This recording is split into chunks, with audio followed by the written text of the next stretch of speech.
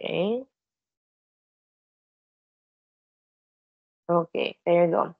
So, I think this is it, and then we go back. Okay, so dito tayo kahapon 'no, babalikan natin 'yan.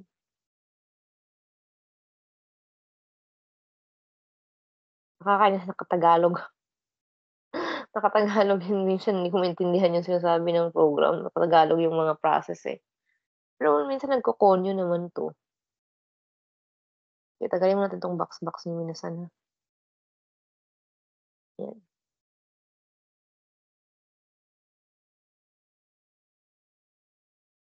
Okay, so ito yung grounds natin kahapon for practice. Okay, ito lang yung natapos natin na slide talaga 'no, yung first slide lang. Okay, so pabor with our, males o doon po sa mga kalalakihan yung pattern na ito. But we do have situation na maaaring-maaari itong magamit ng babae naman po. Okay, at ito yung sumunod tayo din kahapon 'no, sa pattern. So, again, you got your instructions na binibigay during emergency situation po. And gano'n pa rin, pabor pa rin sa lalaki. Right. And then, this is where we stop kahapon. Dito tayo tuminto. So, commands. Okay, mga instructions pa rin yan kung iisipin na binibigay ng person in charge o ng trainer o ng coach, ng PE teacher, kung sino man po yung may dala, okay, nung nasabing activity. So, during training, PE, during activities ng mga organization, okay, kung sino yung nagli-lead nito. For example, sa organization ninyo may nagli-lead ng fundraising o siyempre yung bida natin po, yung mga leader natin doon. So, may mga ipapagawa talaga sila. For example, gusto nila na magdikit tayo ng poster. Gusto nila na pagpalinyahin tayo po sa ground. Gusto nila na sabay-sabay tayo na gumawa ng banner, gano'n. So, marami, of course, na maaaring ipagawa sa'tin for these activities. So, kung nagkataon na babae yung ating in charge, then definitely gagamitin nila ito. Okay, so ito yung pinakahuling example natin kahapon, of course. Okay, ichiretsu ni narabe. Na-translate na ito siya, okay, line up in a row. Okay, ginawa ko na lang yung term na line up kasi nga nakakalito siya kung pati sa ichiretsu ay line din yung gagamitin natin. So, dalawa na yung word. Yung row na lang 'no, para maiba. And then you have your Tagalog version. Pumila ng isang hilera. Puwede niyo rin sabihin, pumila sa isang hilera lang. Gusto natin na yung pila ng mga tao o yung hanay, isa pang word, yung hanay ng mga tao po ay isang hanay lang kumbaga. Pumila ng isang hanay, pumila ng isang hilera. So, one line lang, kung isipin, one row lang yung gusto natin ipagawa sa mga tao. Okay? So, that's your ichiretsu ni narabe. Again, maaaring iutos ito during times ng training, PE, and kung anumang aktibidades po, minasan. Okay, so going for the next one, okay, you have your prohibitive form, parehong grounds pa rin po. Okay, parehong grounds pa rin na during, okay, emergencies na mga instructions and male senior. So, siyempre, kung may imperative na positive, ipapagawa yung action. Meron din prohibitive na talagang magbabawal o magsasabi ng huwag gawin yung action when it comes to times na mayroong emergency nga. Okay, eto siya talagang yung verb lang yung meron 'no, na ginamit natin. And it's something na talagang dapat alam natin na ano po, hindi talaga gagawin during this time. Hmm. So, let's try to look for people 'no, na maaaring mag-ensayo para dito. Again po minasan, um, later po 'no, after ng klase, I would remove yung guest user doon sa list ng participants po minasan. Because ang dami po tuloy participants ng call, there are 82 participants daw in a call. So, it might pose a confusion kung ang dami-dami. Yung guest user naman po, account kasi yan siya minasan na temporary. So, every time you enter kung wala kayong kung wala kayong permanent na account, kumbaga palaging guest user, guest user, guest user yung lalabas every time. Kaya dumami ng ganito. So, again po, whoever the guest user is, please um, make your official account dito sa Skype account po, gumawa kayo ng talagang official Skype account niyo, yung talagang totoo na account na, permanent account ninyo. Okay, and use it to join the class next time since I have to remove this, so it would be very confusing when it comes to checking. Okay, guest user talaga gamit lahat. Okay, tsaka itong mga repetitive po names. Okay, for example, madami talaga siya masyado. Eh, yung mga repetitive names tatanggalin din po. First no, magsabi lang ako ng ano, ng tungkol dito po minasan para 'wag magtaka. Alright. So going back with what we have there sa prohibitive form. Okay, let's try po. Okay, let's call on Sir Nicolas Manay.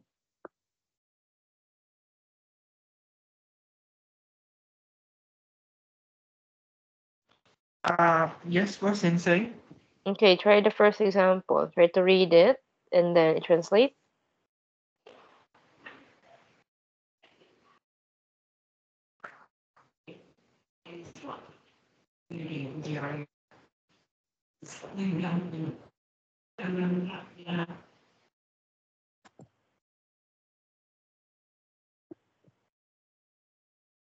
Okay, one word lang po ito, sir.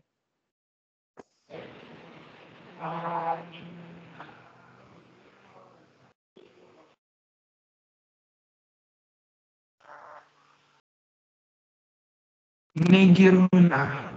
Nig, ah, ne, Nigiruna. Girl. Escape.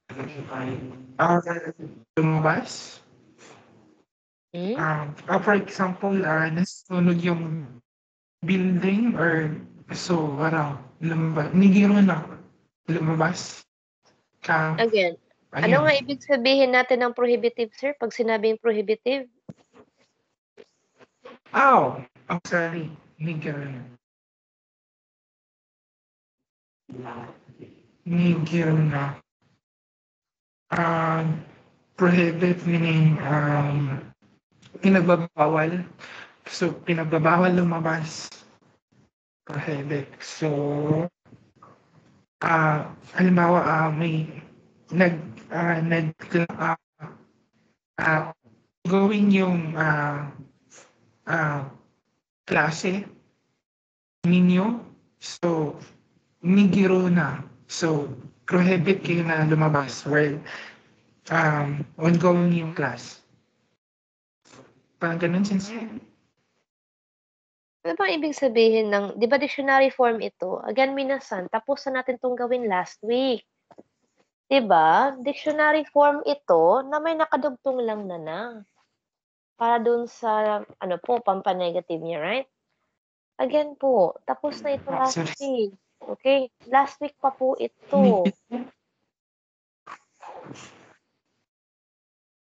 Nigiro na? Escape? Ganun, Sensei?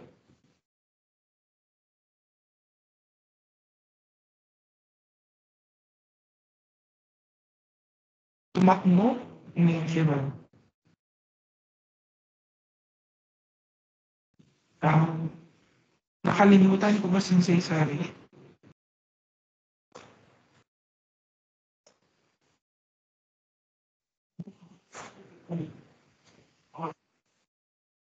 Ah, Parang huwag tumakbo.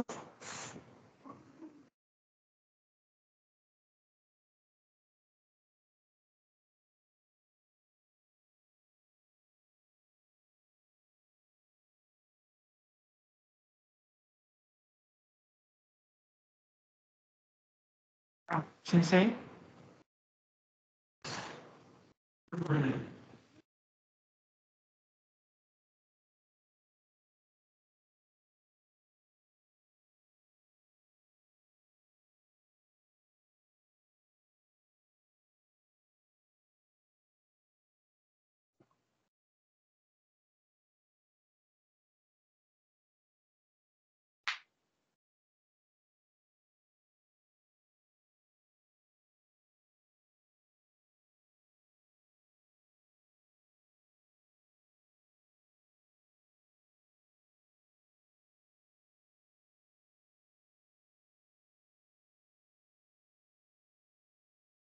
Hmm, minasan? Sorry, akala ko po kasi ano sensei, yung No, Hashiro parang takbo, what I mean is eh, nali what do you actually need? For everyone, what do you ah, actually need? Do you need time? Do you need references? Do you need me to ah, teach you again about your prohibitive form, about the imperative form? Gusto niyo bang bumalik ulit tayo sa paggawa ng ano po, ng form na ito, minasan? Do you want us to stay in lesson 33? Yung totoo lang. Kasi we are still on the second page. Totoo po. Nasa second page na po tayo po, minasan, no? Ng inyong lesson 33. We haven't really moved on yet. Totoong usapan lang. So, do you have anything you would like to do again for your lesson 33? For looks like everyone is really struggling po, minasan. Do you need more time? I think I've given you enough time. You think you're gonna need more references? Your references is already given to you before last week at the very first time na nag-usap tayo po, minasan, nung Wednesday. Do you need me to to do the prohibitive form, imperative form again po? Gusto niyo bang bumalik tayo sa paggawa ng ng ano po, ng command form ng verb? Gusto niyo bang bumalik tayo sa group 1, group 2, group 3 on how to make yung version nila ng command form? Either imperative, ibig sabihin positive na command, at prohibitive, ibig sabihin yung nagbabawal, yung nagsasabi ng huwag na command. Don't, na English. Do you want us to go back there po ba, minasan?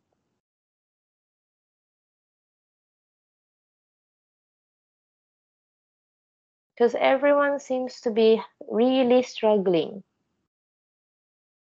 So I really can't think of anything else. What seems to be the case natin po? Why are we so? Kumbaga, why is a situation like this?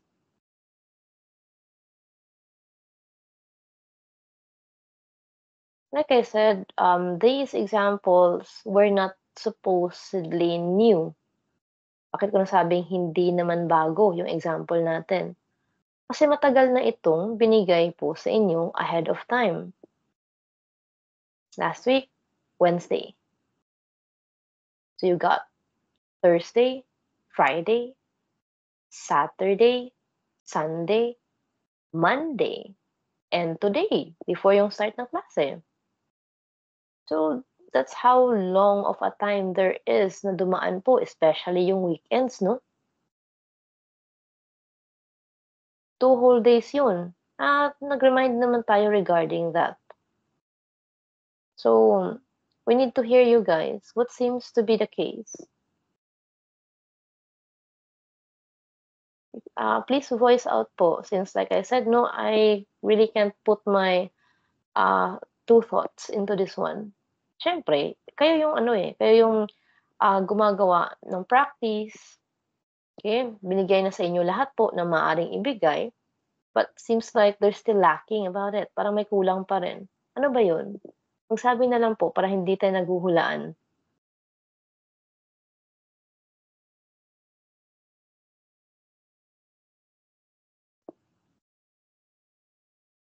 Is there something I can do?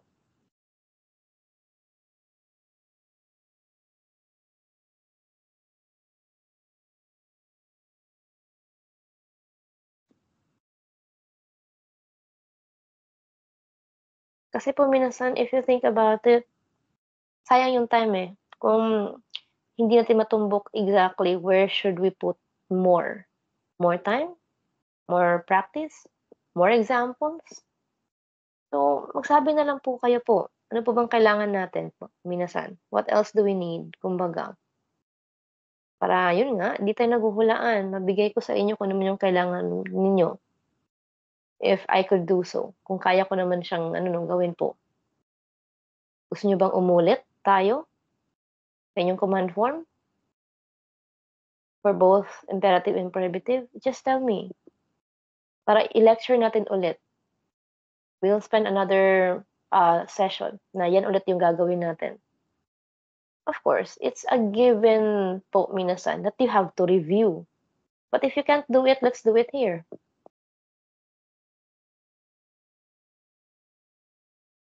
Ano man. Yung pang-usapan lang po, minasan.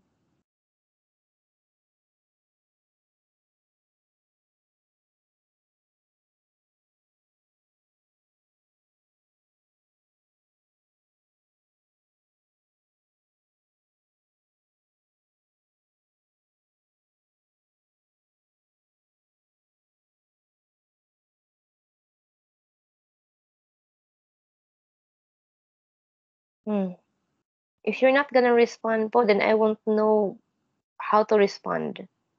Kung hindi kayo sasagot po exactly on what is needed, then hindi ko alam kung anong gagawin po, eh, wala kayong sinasabi.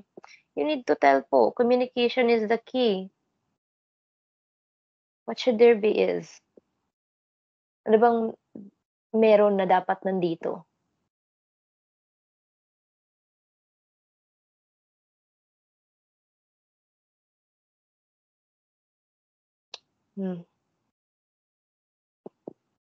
Well, if you won't tell me, then I have no way of knowing exactly.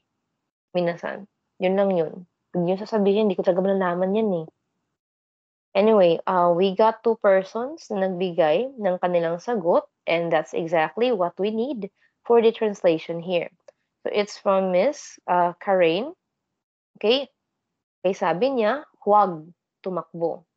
And we got translation from Miss Michelle. Miss Michelle, sabi niya, do not run away. And both answers are correct. Okay? Okay, thank you so much po, Miss Karen and Miss Michelle, for your translations. Nagagawa naman eh. Okay, yung other personal din natin kahapon, I think that was Miss Karen din. Okay, sumagot din siya. And Miss PJ. And Miss Riza, sumagot din siya. Okay? So, nagagawa. Nagagawa naman. Posible naman eh. Kasi may mga classmate naman kayo na nakakasagot. Kahit na through chat. But I don't know with the person, no, na napupuntahan ng mga examples na ito. Okay? Babawi daw. Okay. Alright. So, I'm just back reading the messages. Okay. Alright. So, again, minasan, it will gonna be, sabihin natin, it will gonna boil down. It's gonna boil down on your side as well. Okay. This is not a one-way street. Kumbaga, hindi ito one-way lang po na daan, minasan. Hindi pwedeng lahat, of course, manggagaling sa iisang tao lang. Just like how a relationship should work. Hindi pwedeng bigay lang ng bigay sa relationship. It should be something like give and take to make it work. Kumbaga. Okay?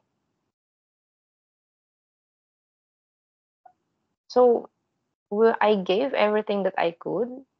Okay? And that I could think of na namari ko maisip. So, it's on your side naman po. It's your time to do your turn. Either you give me something I can work with, kung anong kulang, ano pang kailangan, or do your assignment. Dalawa lang yan. Sabihin niyo ano pang kailangan po, ano pang kulang natin, and subukan kong mag-supply. If it's possible, no, kung masu-supply talaga siya. Or you could just do your assignment talaga. You could just do your research. Yun lang naman yun, minasan. I gave what I could, and you could do your part as well. Give and take. Like I said, hindi nga pwede na, okay, sa isang ganitong communication or ganitong pakikipagtalakayan with you na sa isang tao lang manggagaling lahat. You should also do your part. At yung part na yun po ay gawin yung assignment nyo, mag-study, mag-review, and of course, try to explore more by yourself. Nandiyan naman yung mga examples natin, matagal na nabigay. Talagang hanapan niyo lang kung ano ba talagang punto ng example na 'yan, ano bang gustong sabihin. Tulad nito, "Nigero na." So you got your classmates who were able to answer, "Huwag tumakbo, do not run away." And it's exactly what we have here, gano'n lang. So it all boils down to us collecting our vocabulary, understanding kung paano ito ginamit, and like I said, explore lang 'yan minasan, explore lang. 'Di naman kayo pinagmadali, right? Like I said, ilang araw yung lumipas bago natin 'to talagang sinimulan for you to practice. Kahit na hindi na siya included doon sa book, sinama natin po tulad ng pagtuturo sa inyo, how to actually, read it with kanji. Actually, hindi siya part ng libro, yung libro lang talaga yung content ng libro is grammar lang. Pero siyempre kakailanganin natin pong isama yung paraan ng pagbabasa kasi maski yung libro nakasulat ng kanji ito. Yun lang, sinama natin kasi it's a necessity. So you have to also recognize the necessity for you to do your research, do your assignment, practice, study, and review. Yun lang po minasan. Your role and my role are not the same, pero we have to meet at the middle. Kailangan natin magkita sa gitna to make it work. Okay? I hope that serves as a reminder for everyone po minasan na we all have a role to play. We just need to recognize it kung saan tayo doon. Okay?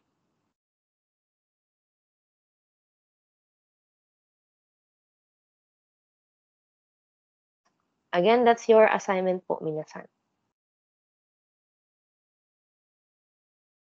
Alright. Anyway, going with your translation there, okay, sabayan natin yung translation yung dalawa niyong kasama. Okay, do not run away and huwag tumakbo. Exactly what you have po na binigay ng mga kasama ninyo.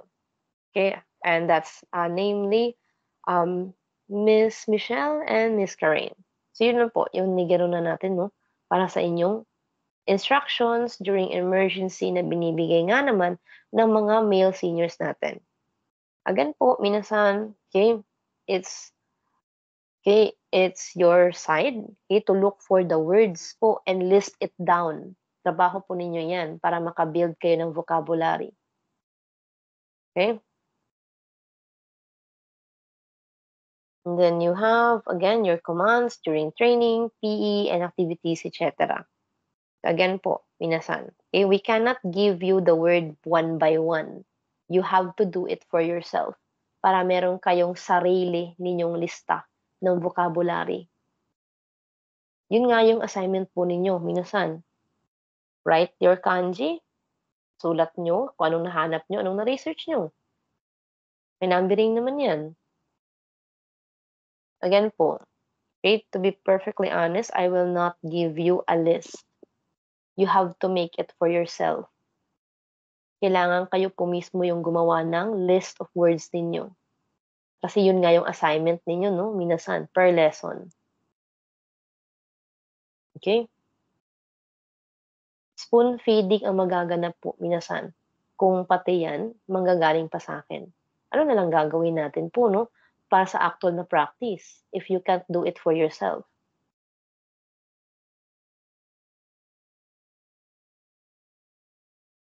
Okay, hopefully that's understandable po, minasan. Again, hindi ko kayo mabibigyan ng listing mismo na for example, ayan, nigiru, dash, run, away, escape, meaning. Tapos meron tayong retsu, meaning, row, line, ganyan. Narabe, meaning, line up, pumila, ganun, then next. Trabaho nyo na po ito siya para meron nga kayong lista ng vocabulary ninyo. And you have to research it for yourself para kayo mismo yung makapag-ipon ng mga words na yan. Again, supposedly that's the assignment. So kung gagawin ko yan, wala nang assignment. Kung ako mismo yung magpo-provide ng list na yan, then wala nang assignment nga na mangyayari. Ganun po. And besides, okay, you have to make it work with you. Kung ano yung paraan ninyo ng pagkakatuto, kumbaga.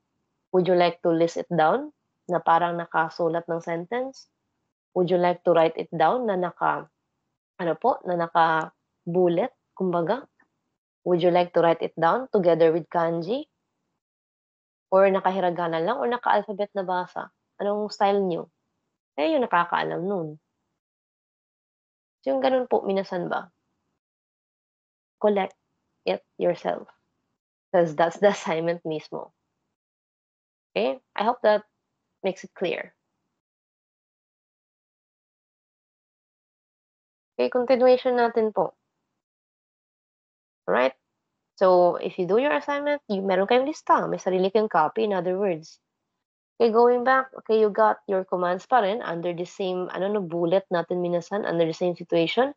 Okay, na commands nga during training, PE, or any sort of activities. And here goes, okay, prohibitive na example natin. Nagbabawal pa rin tayo dyan. Okay, so meron kayong isang kanji lang dyan. Diba? So, may nako-collect kayo po kahit paano, isa o dalawang kanji per sentence. And again po, hindi naman kayo binigla nito. Kaya nabigyan naman tayo ng time. And that's my response po doon sa sabi ng isa niyong classmate. Okay, you have to make your own list because that's the way na makaka-collect kayo ng kayo mismo yung may gawa ng collection ninyo. Okay, I hope that's clear nga po minasan, no? Hindi naman sa pinapahirapan lang kayo, but for you to treasure those effort na kayo mismo yung gumawa para sa sarili ninyo. And besides, that assignment of collecting the kanji na meron po sa bawat lesson ay magiging bala po ninyo if ever, okay, na magagamit po ninyo sa inyong sentence. Since kayo yung nangolekta niyan eh, so you were gonna treasure it. Ipahahalagahan nyo kasi kayo yung nag-effort para meron kayong list. Okay? Personally, I don't really prefer spoon feeding, kumbaga. Because that would make you reliant.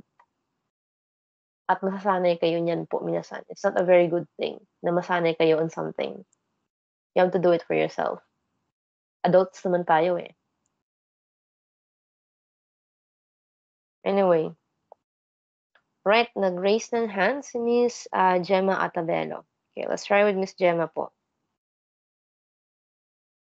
Okay, onegaishimasu. Try the example. Okay, kumawa po.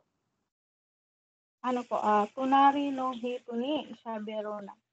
Okay, one more time. Tunari no hito ni Shabero na. Okay, ibig sabihin po natin? Don't talk to the person next to you. Tagalog? Huwag pong makipag-usap sa tao na katabi mo. Okay, that's correct po. See, posible naman eh. Posible naman po minasan. Kailangan nyo lang talagang gawin para sa sarili ninyo. Okay? So, don't talk. Nandiyan yung don't natin, no? Dahil nga, prohibitive, nagbabawal. Okay, nagsasabi ng huwag. Don't talk to the person next to you. Okay? So, again, for the reading, para mas malinaw tayo po. Okay? This is courtesy of Miss Jima. Okay? Tonari no hito ni shaberu na. Shaberu, that's your dictionary form, na ginawang prohibitive form ng dinugtong natin na sa kanya. So, shaberu na. Don't talk na yung dalawang yan together. Okay? So, paatras lang. Nakukuha ito somehow, no? Ng paatras po, minasan. Okay? For both the English and the Tagalog, naiintindihan ito siya that way. So, tonari no hito ni shaberu na. Okay? Don't talk to the person next to you. Tagalog natin, huwag makipag-usap sa taong katabi mo. O huwag makipag-usap sa katabi. Kahit yan lang, gets naman natin ito. Okay? So, again, yung part na huwag makipag-usap, yun na yung shaberu na makikita natin. With yung na, yun na yung huwag mismo, no? Okay, yung na, huwag, na nakadugtong sa shaberu, na talk ang ibig sabihin. So, huwag makipag-usap. Particle ni, yun yung nagiging sa natin sa Tagalog. Siyempre, ito yung hito or tao natin. Ano mo yung tao? Katabi mo. At ito yung tonari. Paatras na kukuha ito sa Tagalog. So, going back, huwag makipag-usap sa taong katabi mo. Kasi ikaw yung sinasabihan ng command na ito po. Huwag makipag-usap sa taong katabi mo. Kaya sabihin mo nga lang na huwag makipag-usap sa katabi, gets na natin yung sinasabi ng person. Kung sakali man ito yung command niya during the training, during your PE, or sa kung anumang aktibidades po ninyo. Uy, huwag makipag-usap sa taong katabi. Huwag makipag-usap sa katabi mo, ha? Something like that. Okay? So, thank you so much po, Ms. Jima, para po sa inyong translation ng sentence na ito. So, that's a collection na po under ni Miss Gemma. Meron na siyang collection no, ng paggamit po ng command form na ito. Shabiru na. At may nakuha siyang kanji, yung tonari dyan. So, under na yun sa sarili niyang collection ng vocabulary. May sarili na siyang lista. That's how it should work po, minasan. Do it for yourself. Okay? So, that's about it po with your command form of the verb. Again, may dalawa tayong version. Meron tayong command na positive, that's your imperative form, na talagang iniuutos natin na gawin yung action. At meron tayong prohibitive version o yung ating command form na naka-negative na nagsasabing huwag gawin yung action nga. Utos naman po. Parehong utos yung dalawang yan. Nag-uutos na huwag gawin yung action at yung imperative na nag-uutos na gawin yung action. Again, the keyword ng prohibitive ay yung don't ng English at yung huwag ng Tagalog. Kasi nga, prohibition, nagbabawal. Either sabihin, nandun yung negative na huwag natin. Or kahit yung salitang bawal mismo, the term bawal, could also be used. So we could say, huwag tumakbo, bawal tumakbo. It still works. Same meaning. Ito naman, huwag makipag-usap, pwede mo rin sabihin, bawal makipag-usap. Dalawa yung prohibitive natin no, sa version ng Tagalog. We could say the word huwag or you could try the term bawal. Okay? Bawal makipag-usap sa katabi mo. Huwag makipag-usap sa katabi mo. Parehong punto. Kahit saan sa dalawang yan, pwede mong gamitin bilang prohibitive form na katumbas nung ginagamit natin na formation sa Nihongo. Again, that's your dictionary form na may na nakadugtong. Okay? Review lang po talaga, minasan. Balik-balikan lang, may recording naman po. Okay? So, that's about it with your command form. Siyempre, nasaan natin po yung ibig sabihin ng command. Okay? Nahati nga lang yan sa dalawa na paggawa sa Japanese. Kasi iba yung itsura ng imperative at iba yung itsura ng prohibitive sa kanila. Kahit na isang word lang yung nadagdag no, sa prohibitive natin po. Okay? So, that's about it po for this one. And I think that's the ground that we have covered for your command form for either imperative and prohibitive na formation. Okay? Then, another batch tayo po. This is your third slide, no? At this time, medyo light-light yung mood natin kasi pati sa pag-cheer at sa pag-encourage, kumbaga, nagagamit din yung ating command form. Hindi lang parang striktong utos yung yung meron para sa inyong command form, kumbaga. Okay, maaari din natin itong gamitin sa mga ganitong klase ng event, yung sports, yung mga intramurals natin, yung mga competition. Pwedeng-pwede din. Okay? So, here's our case dito po, no, na yung imperative form natin po yung ginamit natin dyan. Okay. Alright, let's try our other participants for this case. Okay, let's go and check down. And actually, di ko pa natawag to si Miss Michelle kahapon for practice. Pero nag-participate na siya ngayon for the chat support. But we'll try to see. Okay, nag-volunteer si Miss Alrona Dien. Okay, sige po. Minasan ganbare. Okay, 'di ba? Kaya naman, minasan. Okay, kayang-kaya. Okay, one more time po. Good po yung reading natin po, Miss Alrona. Go, one more time. Minasan ganbare. Okay, ibig sabihin po, kahit anong feel mo lang na Good. meaning ng gambare para sa'yo. Good luck, everyone. Ayan, pwede. Okay, hindi siya direct translation actually ng gambare, pero yun nagiging parang equivalent sa atin po, sa English, no? So, okay lang yan. Okay, good luck everyone, do your best everyone, ganun lang yun siya. Okay, yung gambare talaga sa kanila po ay yung talagang feeling na gagawin mo yung lahat. You will try whatever you could. Yung talagang porsigido ka sa goal mo. So, talagang hingal-hingal po ito siya minasan. So, do your best or good luck. Eh, sana magbunga yung mga pagsisikap mo. Medyo malalim-lalim yung punto ng gambare. Kaya ngayon sabi ko lang, kahit anong feel mo dyan, okay na yan. Okay, good one po, Miss Alrona. Tagalogin daw natin yan. Paano tayo magsabi ng good luck everyone or do your best everyone sa Tagalog? Pagbutihin ninyo. Okay? Lagyan natin ng mina. Nasaan yung minasan natin doon? Pwede mong konyuhin kung trip mo. Sige po. Okay naman, wala namang issue eh. Sige po. Ay, pwede pala rin sana kayo. Ay, everyone. Char, ang lalim.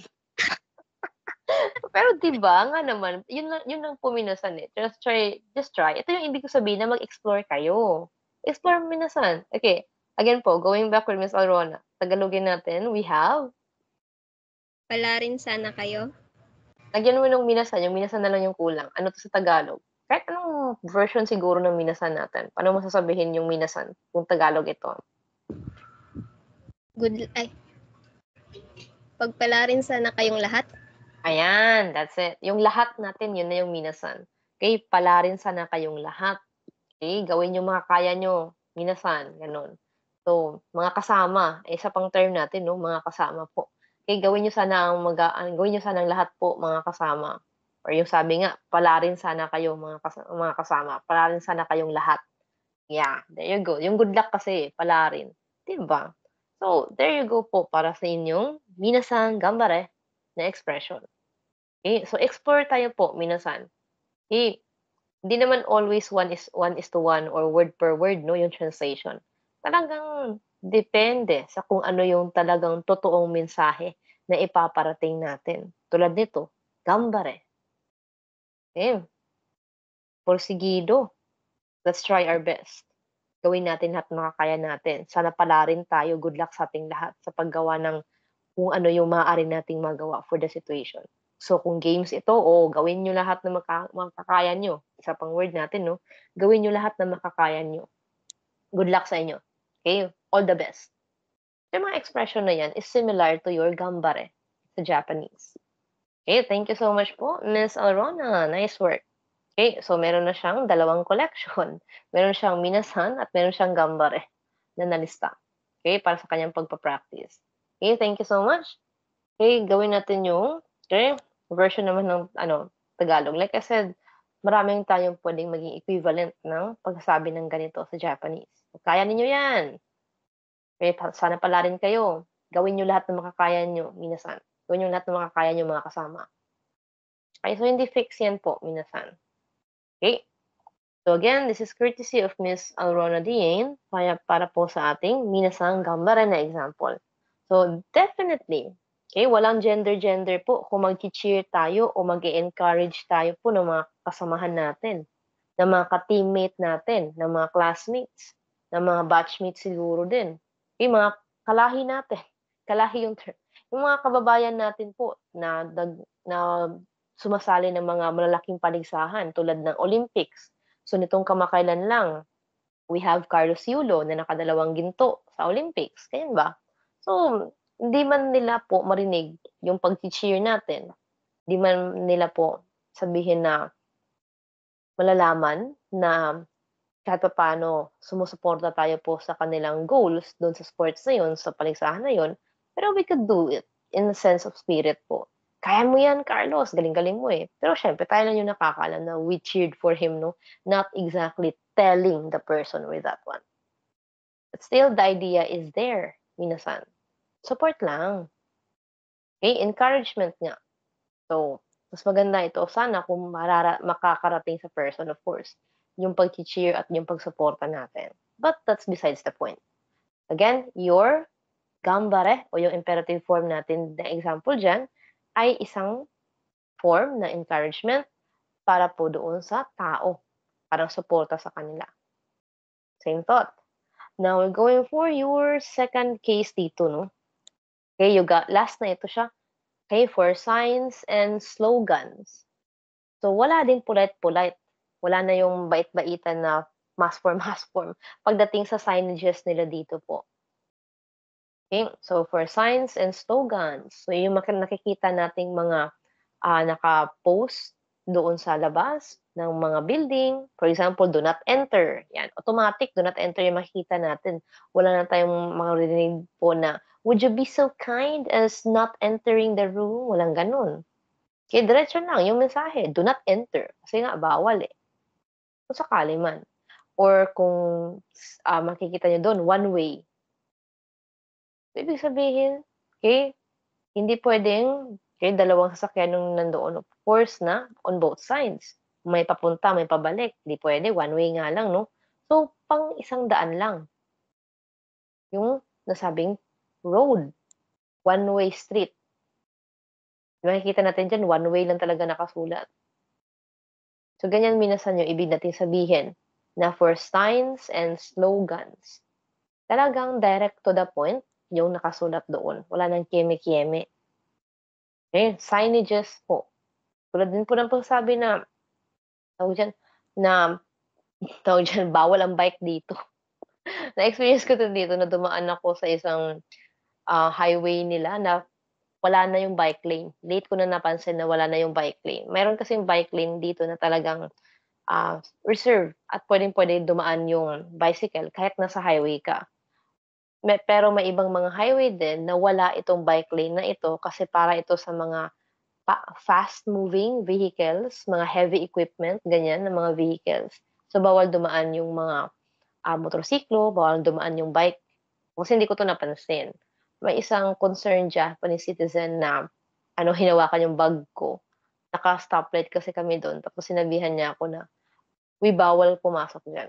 Tapos nung tinan ko yung signage, yung nakalagay, okay, may cross yung bike na picture.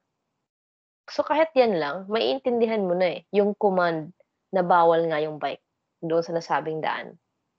So ganun ka, minasan ba? Ganun ka direct to the point. Yung makikita natin for signages na, nandito of course. Kahit din sa Pilipinas, ganun din naman. Makikita tayo ng stop sign. Stop lang talaga yung nakalagay. Just like that.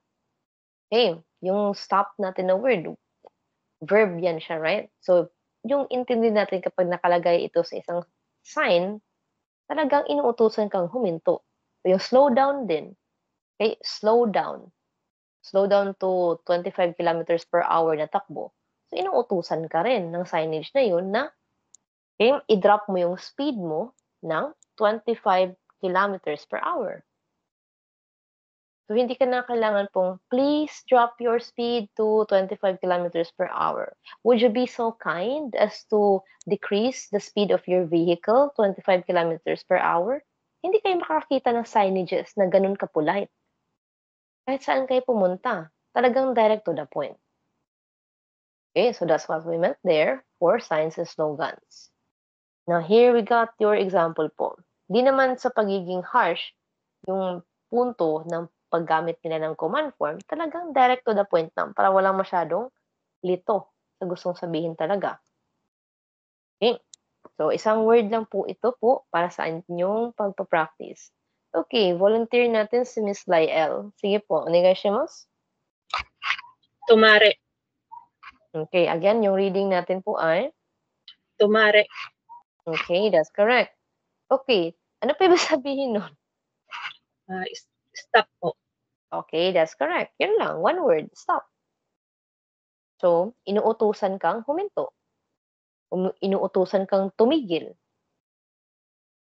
Alright, so ito lang yung makikita nyo po sa signages nila. Automatic na yan, wala namang sasabi ng, "Tumatte kudasai," walang gano'n. Okay. "Chotto tumatte itadakimasen ka?" Siyempre walang signage ng ganyang kahaba. Diretso lang, direct to the point. Tomare, stop. Okay, so that was courtesy of Miss Lyell. Okay, in translation, automatic naman yan eh. Stop or hinto, tigil for Tagalog na sign. Then you got your prohibitive form, same grounds. You have your cheering and encouragement pa rin, na this time sa prohibitive version tayo. Okay, let's try with Sir Dexter. Okay, nag-raise siya ng hand. Sige po. First example natin po. Ito, padamdam pa rin yan po. Ewan ko, bakit okay yung padamdam sa kabila? Ito siya, yung gambar eh. Lumalabas yung padamdam niya. Pero ito wala. Nagiging 3-8 na naman. Anyway, one word lang din naman to minasan, no? Okay, sige po. Nasaan na si Sir Dexter?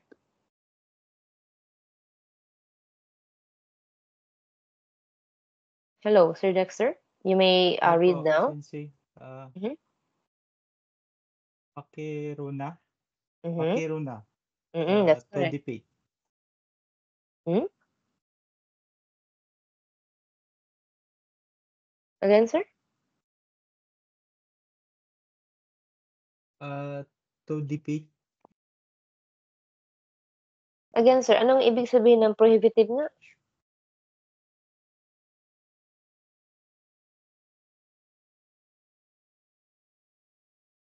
Huwag magpapatalo, ma'am. Oo. Sorry. Iba yung ibig sabihin ng to defeat mo sa Tagalog version mo.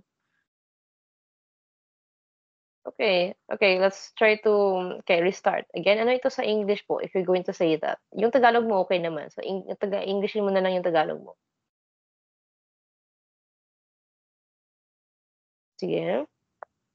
Yung kakasabi mo ngayon lang, tama yun.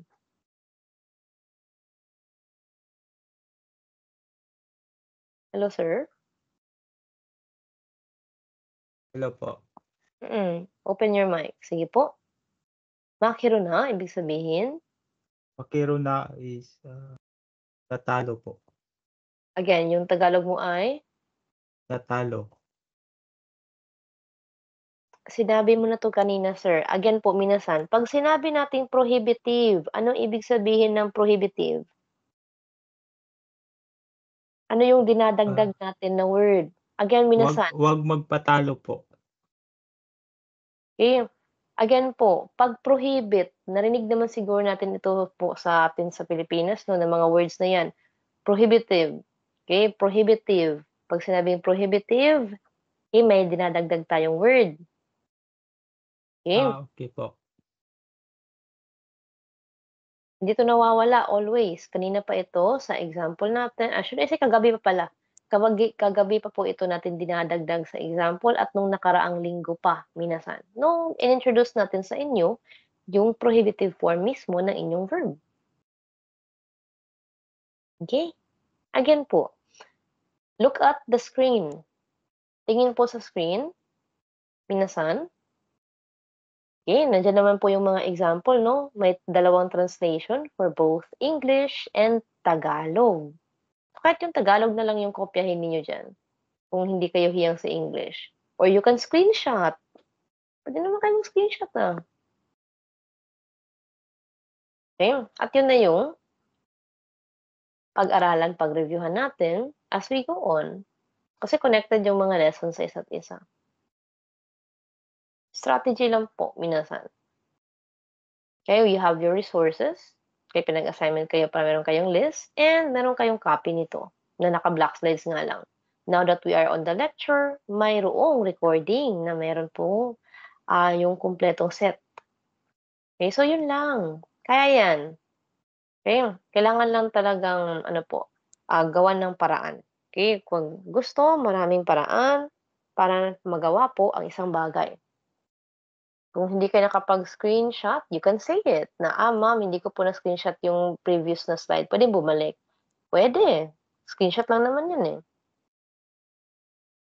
Di ba? Pwedeng po minasan. Maliban dyan, may recording pa tayo. Kailangan nyo nga lang iscan doon. Okay? So, So, balikan natin si Sir Dexter. Ano po ibig sabihin ng makiru na?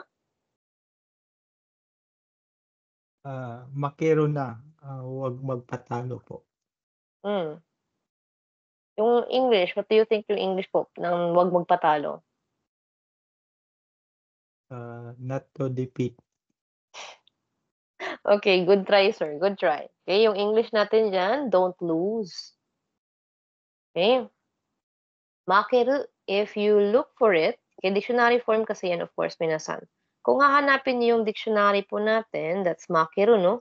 Yung lalabas po ay to lose or to be defeated. So, yung to lose, yung pinakauna niyang pattern dyan. Tapos, yun yung pinoprohibit natin dito. Yung sinasabihan natin ng huwag. Idugtong mo lang dun. Okay? So, don't nga po yung keyword ng English para sa prohibitive. Dugtong lang natin. Don't lose. Don't be defeated. Ganyan. Okay? Kung sa Tagalog pa, kung hindi kayo hiyang sa English, okay lang yan. Walang problema. Mag-Tagalog tayo. Kaya nga may dalawa tayong translation po. Okay lang yan. Huwag masyadong ma-stress kung nahihirapan tayo sa English. Kaya hindi naman tayo mag-e-exam ng English eh. Okay, Japanese naman po yung habol natin of course. So, okay lang yan. Okay, okay lang yan, sir. Good naman yung Tagalog mo. Huwag lang kalimutan talaga na idagdag yung salitang dapat na nandoon para masabi yung prohibition. Again, pag prohibition, nandun yung don't, nandun yung wag, nandun yung bawal. So, sa Tagalog, may dalawa. May huwag, may bawal. So, pwede mo sabihin, ito, okay, huwag papatalo. Bawal magpatalo. Yun yung dalawa nating version ng prohibition. Nagdadagdag tayo ng word sa version natin sa Tagalog. Maging sa English, nagdadagdag din tayo. Okay? Again po, don't forget to explore, minasan. Okay, huwag kalimutang mag-explore po.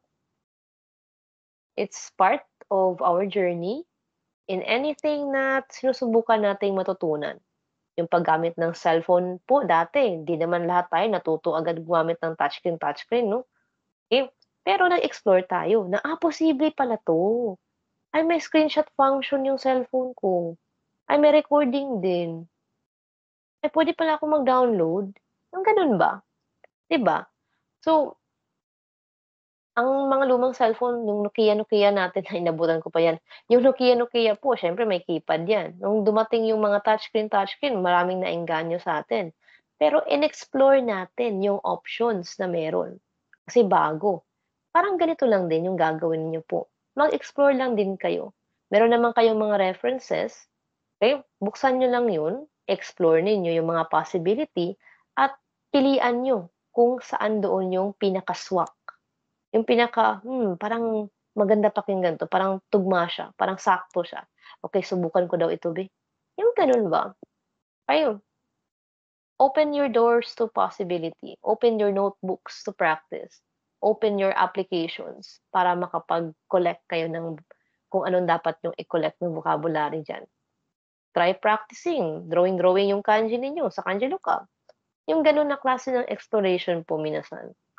It doesn't need to be the same na parang may task kayo always. Again, think about it na you're exploring po. Na you're trying to discover new things about Nihongo na hindi nyo nagagawa dati. Ganun ba? So, sa kung paanong paraan tayo nag-explore sa computer dati, kung paano tayo nakadiscover ng iba't ibang function ng cellphone natin nung kakalabas lang ng mga touchscreen, ganun lang din yung gagawin po. Subok-subukan lang natin talaga. We just need to try. Okay? Anyways, nandiyan pa rin ulit 'no, yung para sa slogans natin, para sa mga signages. Same thing, okay, naka-prohibitive form din. Alright. So, still 'no, 'pag mga ano talaga signages, one word lang talaga yan mostly, eh. Okay. So, again po, minasan, for most signages natin po, naka one word lang talaga yan kasi direct to the point. Okay. We have a few. Okay, thank you so much po for raising your hands, minasan. Okay. Okay, let's try po with Miss Erica Bade. Sige po. How about this one? 入るな Okay, translation.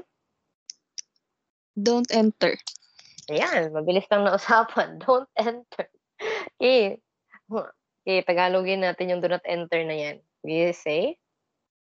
huwag pumasok Yan, that's correct po. Okay, thank you so much po, Miss Erica. So, hairu, dictionary form, na, nandun na yung negative. Okay, huwag pumasok, do not enter. I'm not sure kung na-share ko sa inyo o sa isang klase yun. Lahat ng mga negative sa Japanese po, minasan, ay merong letter N. I'm not sure kung nasabi ko to sa inyo, no? So uulitin ko na lang ng sabi para sure. Okay? Sa Japanese po, minasan, lahat ng mayroong letter N sa conjugation process, lahat ng may letter N sa formation, okay? Kung natural sa word tulad nitong nigeru natin kanina, na may letter N, normal yun eh. Nigeru, yun yung dictionary form, may letter N yun siya. Normal yun na part. Yung tinutukoy ko is kapag gumagawa ka ng formation, katulad nito. So, na dinugtong mo ito para sa formation ng prohibitive. Dinugtong natin yung na. Yung masen ng verb mass form. Okay, yung masen na yun, formation yun. Mass form na yung tawag, no? Mass form, formation. So, may negative. Yung masen deshita, syempre, negative yun. Okay, yung inyong verb nai form. Okay, yung N doon. Okay, nai, N-A-I. So, pag formation, pag process, tapos yung process ay mayroong letter N na involved, it's a negative. So, N is for negative. So, pakinggan natin, no? Verb masen. Yung masen na nasa verb mass form, negative. Yung masen deshita, syempre negative yan. Then, meron kayong doon sa adjective, yung kunai. For example, you say takakunai, yasukunai. Yan, yung kunai, syempre, formation din yan, no, ng negative natin po. For the e-adjective nga lang. So, kunai. May letter N, negative. Then, for the e-adjective nga lang yung case na yan. For the na-adjective, meron kayong ja arimasen. Nandun ulit yung masen ninyo. Kahit na hindi pa ja arimasen yan, sabihin mong janay, ganyan. So, yung nai natin, present. Basta yung formation yung tinutukoy ko po, yung dinudugtong ninyo sa adjective, yung dinudugtong sa noun, yung dinudugtong po ninyo sa inyong mga formations. Kumbaga, kapag may letter N yan, automatic negative. So, N is for negative po sa side ng Japanese. Nagtutugma-tugma naman, no? Kahit pa paano. Okay? So, going for your verb, yung nai form ninyo po. Yun nga, N-A-I, nai form, yung formation. So, may letter N na naman. N is for negative. Okay?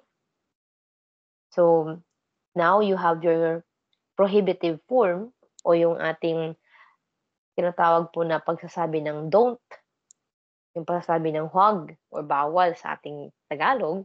Okay, for the Japanese, nandun ulit yung letter N na yan. Yung N mismo na N-A talaga, no? Kasi na yung dinagtong natin. So, try to imagine po, minasan, para mas madali yung maalala. Pag formation, N is for negative. Kapag formation, kapag may N sa formation, kapag may N na nakadagdag, okay, negative na yan. So, N para sa negative po. You could imagine that in pattern. Then, kapag nagtapos naman po yung formation ninyo sa ta, okay, pag ta naman yung dulo ng formation, no, tulad ng mashta, masendeshta, yung ta form, yung katta ng inyong i-adjective, okay, lahat ng ta yung dulo. Yun naman po palaging past tense. Organized masyado ang Nihongo, no? Naiisa lang yung formation na kailangan mong tandaan para sa mga ganitong klase ng, sabihin natin, expression. So, pag ta ang dulo, past tense. Ma-positive man yan or ma-negative, okay, past tense. Past tense negative, ta. Past tense na positive, ta pa rin yan. So, kahit saan sa dalawa, negative, positive, pag ta ang dulo, tapos na yan. Past tense na. So, N for negative, ta pag tapos na. Past tense. So, fix ito siya for the Japanese. Always natin makikita yung dalawang yan para po sa kanilang mga formation. Pag past tense, pag tapos na, ta na yun sa dulo. Dulo lang, no, yung titingnan po, minasan. Pag negative sa formation, kung may N yung formation, negative nga yun. N is for negative.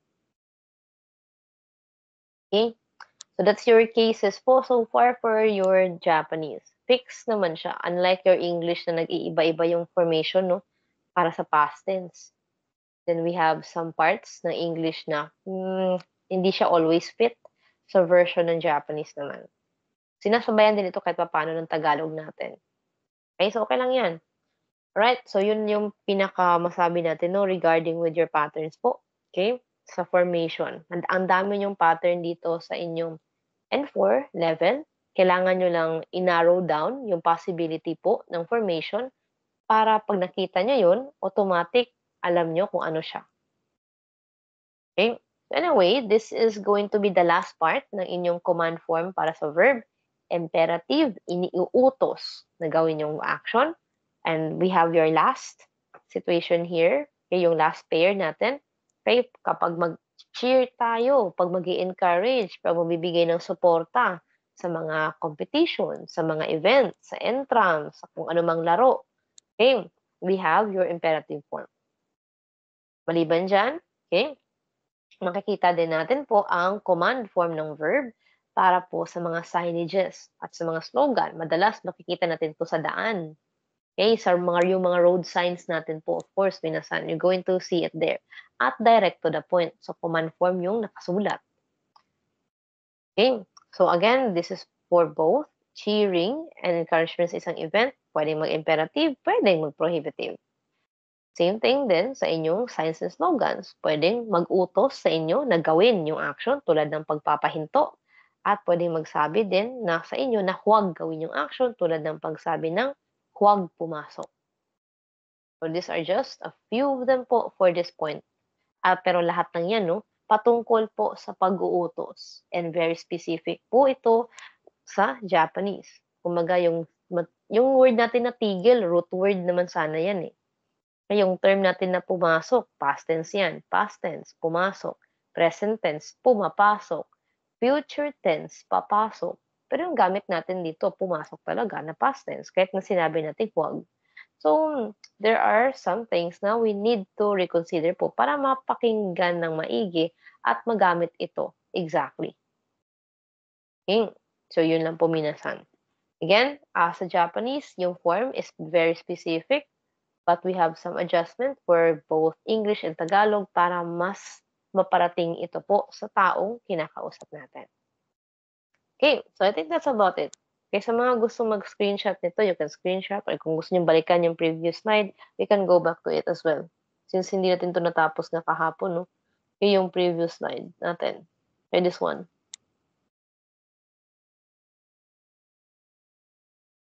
Okay, hopefully we're good.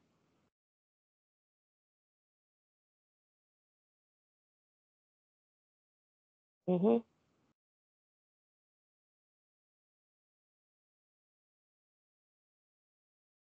you can, actually, you can screenshot on your phone para may sarili kayong copy.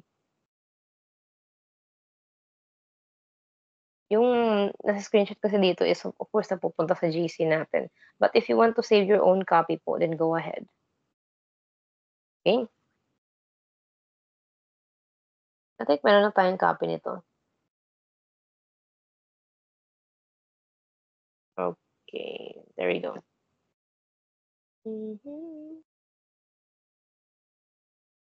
Right, so that means we're good, okay, for your formation here.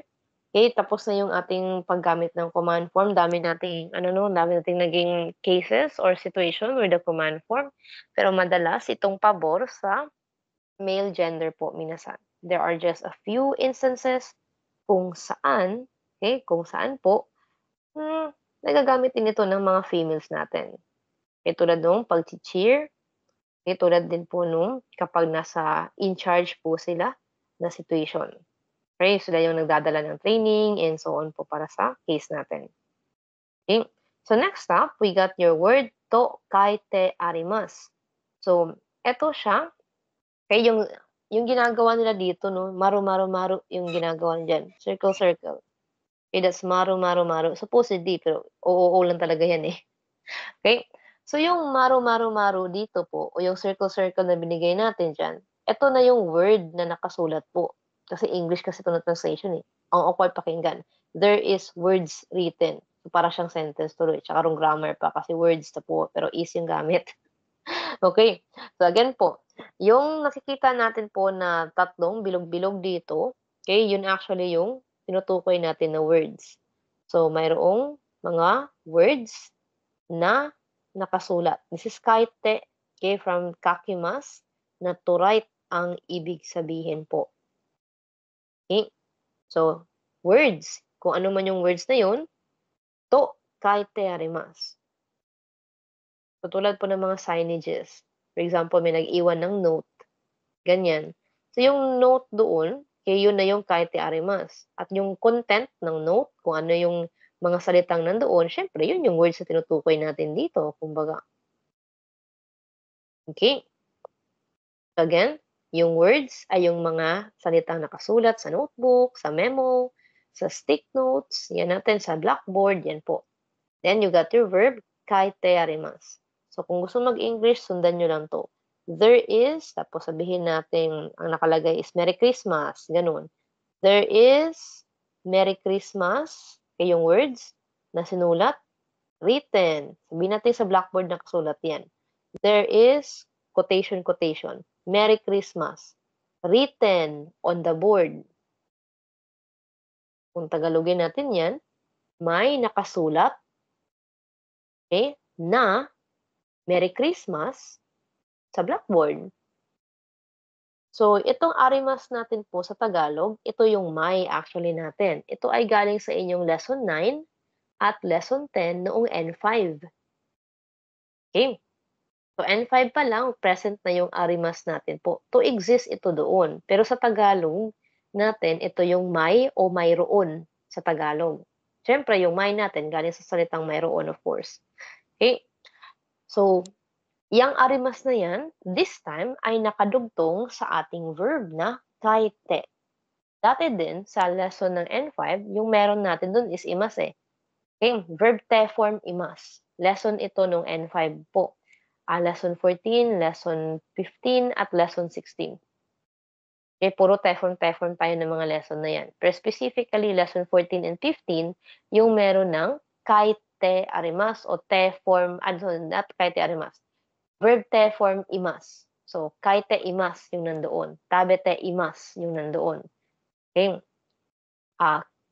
You could also say totte imas. Ganyan. So, imas yung nandoon po. But this time around, meron kayong arimas.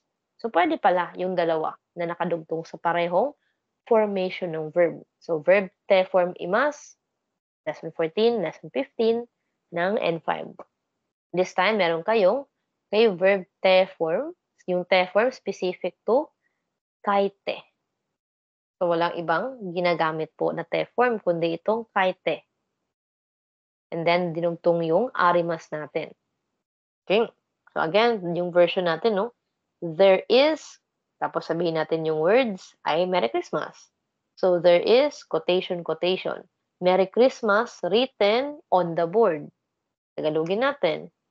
May nakasulat, May nakasulat na, quotation, Merry Christmas sa blackboard.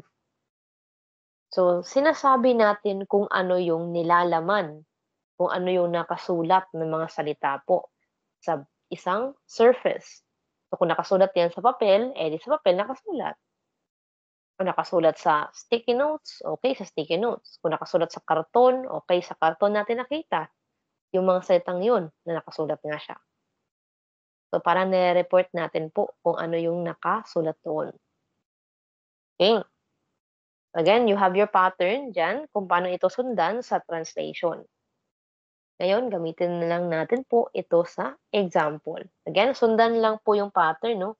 Yung may ay yung ating arimas, yung kaite, yun na yung nakasulat po na nakatranslate dyan. And then, itong bilog-bilog, yun na yung words natin dito. Ganyan sumunod ng pattern. Kaya nga, pag sinabing pattern, ibig sabihin specific na arrangement ng mga salita na magagamit natin sa paglalahad ng kung ano mang gusto nating sabihin o iparating sa kausap at sa ibang tao. Again, paatras. Arimas, may. Kaite, nakasulat. To, ito na yung parang na. Then, nandyan yung words natin. Ito yung bilog-bilog. Okay. So, pwede kayong umatras sa inyong translation po. Anyway, fix naman tong part na to eh. May nakasulat na. O, yung natitira na lang, yung kailangan ninyong tapusin dun sa example or sa pattern. Okay. Sundan lang talaga yung pattern po minasan para hindi tayo mawala sa paggawa ng ating answers, paggawa ng sarili nating sentences balang araw. Okay. Anyway, nag-raise ng hand. Okay, let's try to hear Miss Karen. Okay, thank you so much po sa mga nagbo-volunteer. Okay, onegaishimasu, Miss Karen.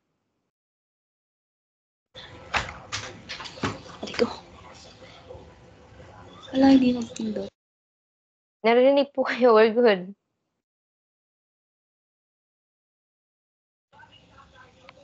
Ay, konbanwa sensei. Tama po. Photo ni JLPT to kaite arimasu. Okay, translation. Pag English po, there is JLPT written on the envelope. Okay, sakto. That's correct. Okay. Pag Tagalog po, may nakasulat na JLPT sa envelope. Okay, there you go. Okay, envelope or sobre, pareho lang yan. Hayaan nyo yung konyo.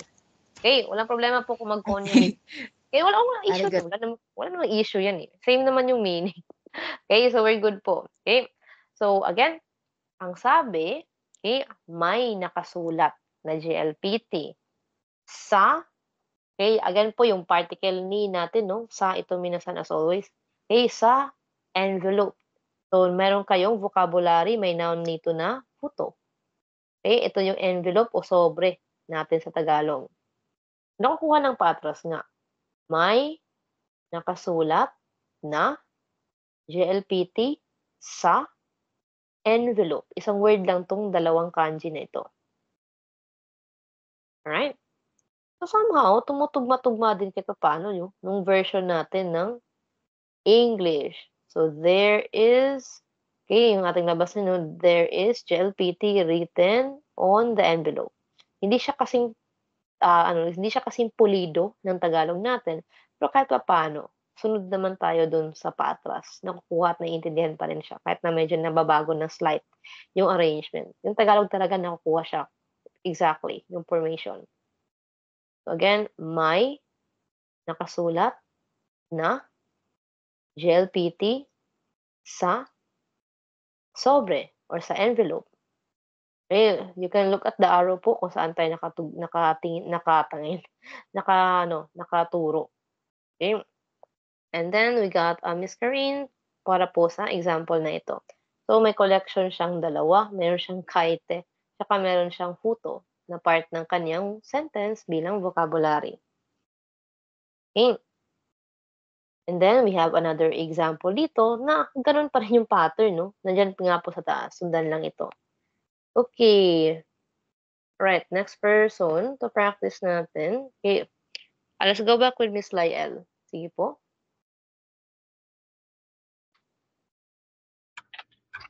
So, no kami ni nanto kaite arimasu ka? Mhm. Yung English po is what is written on the paper. At yung Tagalog po ano po yung nakasulat sa papel? Okay, wait lang. How do you read this one? So, no kami. Kulang po. May isa pang kanji. Ito. Dito pa, ano ko po. Ay, tumati lang, sensei. Search ko muna sa kanji lookup. Okay lang yan, okay lang yan. Makikita naman yun dun eh. Kahit isa lang yung i-drawing mo 'to, mas madali 'tong i-drawing. Itong nauna. Okay.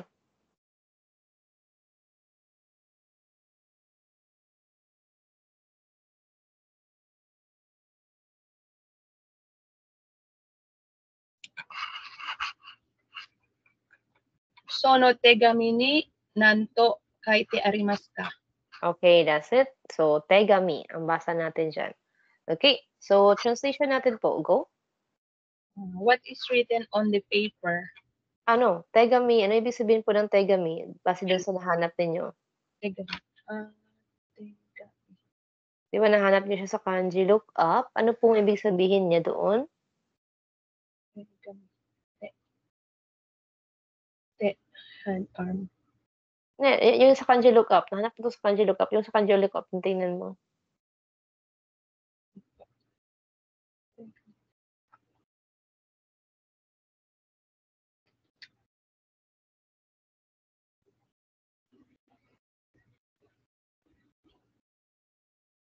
Letter. Okay, okay, practice tayo ng reading ulit. Okay, go. What is written on the letter? Okay, reading muna po. Go. Sono tegami ni nanto kaite arimasu ka? Okay, translation. What is written on the letter? Okay, that's it. Okay, Tagalogin daw natin. Ano po yung nakasulat sa letter? Letter A. Ano? Okay lang yan, okay lang yan. Again, translation, Tagalog version would be, Ano po yung nakasulat sa ano yung sulat? okay lang. Oo, okay lang yan. It's actually, okay lang yan. Pero liham talaga yung Tagalog natin. Liham. Pero okay lang yan, okay lang yan. Okay. So, again. Okay, your translation. Pwede mong konyo, agad po, minasan, no? Di naman tayo talagang English-Tagalog na pure. Okay, hayaan nyo mag-konyo po. Sige po, Taglish. Doon tayo hiyang madalas eh. Sige po, go. Ano ang nakasulat dyan sa liham? Anong nakasulat sa liham? Okay, that's correct. Okay, yeah, there we go. Okay, thank you so much po. Okay, we're good po, Miss Lael. Okay, nice work. Okay. So, ito siya. Okay, hindi man tamang pakinggan yung, yung paatras na version nito. Hindi siya correct grammar sa ating Tagalog, pero naiintindihan natin siya. Yung parang baroque style, parang putol-putol or sabihin natin hindi tama yung grammar kung pakinggan nga sa Tagalog, pero naiintindihan natin yung ibig sabihin. For example, sa English na version, "Me love ice cream." Yung gano'n ba? "Me love ice cream." "Me hate apple." Yung ganyan. Pero siyempre mali-mali yung grammar kung pakikinggan, pero naiintindihan natin yung gustong sabihin. Parang ganito lang din yung paatras na version. Puwede pa rin naman siya, naiintindihan nga kahit na medyo mali yung grammar. May nakasulat na ano. Kasi ito yung nani natin 'no, or nan. Okay, so again, paatras lang tayo. Okay, may titingin po kung nasaan yung arrow. Okay, kung gusto niyong maintindihan yung gustong sabihin ng sentence. For the first part, saka na kayo mag-manipulate ng sentence kapag naiintindihan na talaga siya ng solo. So, kaya lumalabas yung translation dito sa baba. Pero naiintindihan siya kahit na hindi pa yan yung translation natin. Like I said, kahit na wrong grammar pa. Okay? So, may nakasulat na ano sa liham na iyan. May nakasulat na ano dyan. Parang ganun yung gusto nila sabihin ba? May nakasulat na ano sa letter. May nakasulat na ano sa liham. Or in other words, kapag itatama na natin yung grammar, ano ang nakasulat sa liham? Parang there is what written in there. May nakasulat na ano doon sa nasabing liham pala. So, wrong grammar man, kung pakinggan, naiintindihan natin siya. At nakakagawa na tayo ng version kung saan tama na po yung punto natin. Ano ang nakasulat sa liham? Ano ang nakasulat sa letter? Okay, so force courtesy of ito ng ating participant para sa kanyang reading and translation. So, meron siyang tegami na nadagdag po sa kanyang vocabulary according to sentence. Okay, so ito medyo madugo dahil meron tayong 1, 2, 3. Meron tayong 3. Maliban pa yan sa kaite, no, nakasulat po, minasan. Okay. So anyway, balik tayo dito, no. Ito yung number natin. That's yung parang mahabang dash. And then, nandito yung ating number ulit. Okay, dalawa sila dyan. It's a pattern from your lesson po sa N5, Kara and Made. Okay, sana naalala pa po itong dalawang ito, no, sa N5 level natin. Okay. Alright, now let's try to go back with Miss Gemma po. Nag-raise siya ng hand.